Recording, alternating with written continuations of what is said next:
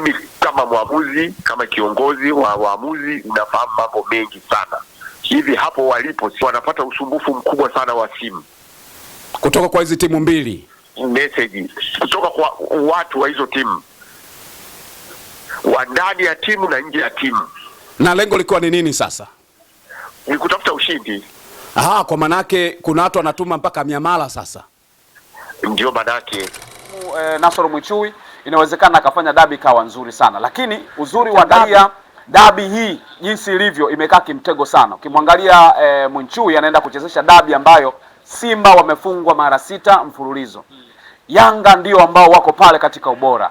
Kwa hiyo kuna kitu ambacho inatakiwa aende kwa utayari kujua chochote ambacho kinatokea.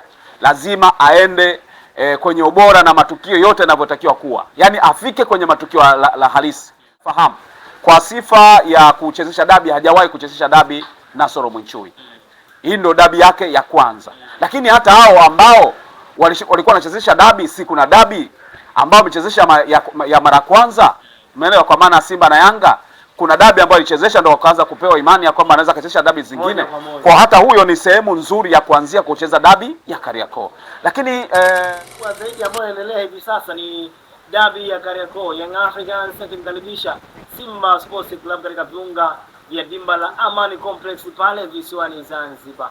Kila mmoja anasubiria, na tarehe yenyewe ni tarehe 1 ya mwezi wa 3, siku ya Jumapili. Lakini leo mapema kabisa bodi ya ligi na TFF wamewatangaza rasmi waamuzi wa mchezo husika. Mwamuzi wa kati atakuwepo Nasoro Mwinchui kutoka jijini Tanga, lakini pia mwamuzi msaidizi namba 1 line 1 Kasimu Mpanga kutoka Dar es Salaam, mwamuzi msaidizi line 2 Hamdani Saidi kutoka Mtwara, lakini pia mwamuzi wa akiba ni Ramadhani Kayoko Dar es Salaam hiyo.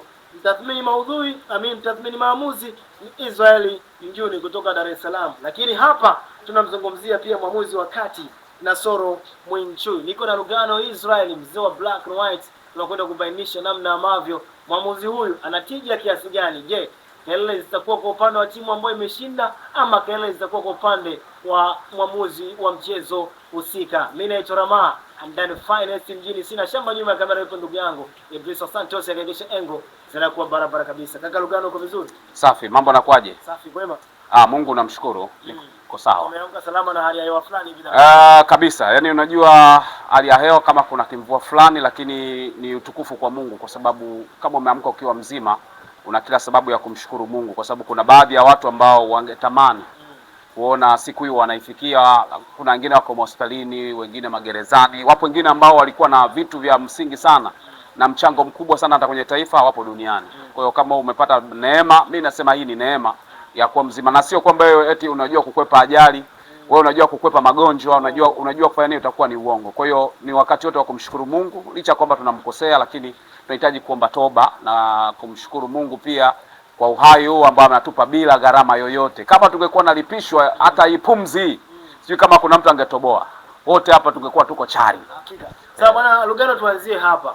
Mapirato ama waamuzi wa mchezo wa dabi ya Kariakoo ambao unapigwa pale Zanzibar tayari wamewekwa bayana. Lakini mwamuzi wa kati ni Nasoro Mwinchui. Bila shaka umeuona mkeka wao namna ambavyo wamebainishwa na nani na kila mmoja na majukumu yake. Kwako wewe binafsi umemtizama Nasoro Mwinchui kwenye michezo kadha wa kadha, kwenye dabi za Kariakoo pia amechezesha, lakini mimi binafsi ninapomfahamu Nasoro Mwinchui ni mmoja wa waamuzi ambao kutoa kadi nyekundu kwao sio swala kubwa sana. Tuanzie hapa. Waamuzi wa dabi ya Kariakoo moja kwa moja, umeona ni sahihi kwa bodi ya ligi namna ambavyo ni waamuzi ambao wanajitosheleza kwa matukio kadha wa kadha ambao wamechezesha katika dabi ya Kariakoo na michezo mingine? Unajua kuwa mwamuzi wa dabi ya Kariakoo sio kitu rahisi.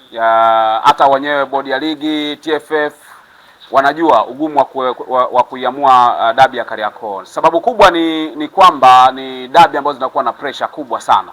Kwa hiyo hata jinsi ambavyo wameenda kuamua wenyewe kumfikiria Nasoro Mwinchui, mwamuzi ambaye anatokea Tanga, inawezekana iliwapa ugumu sana.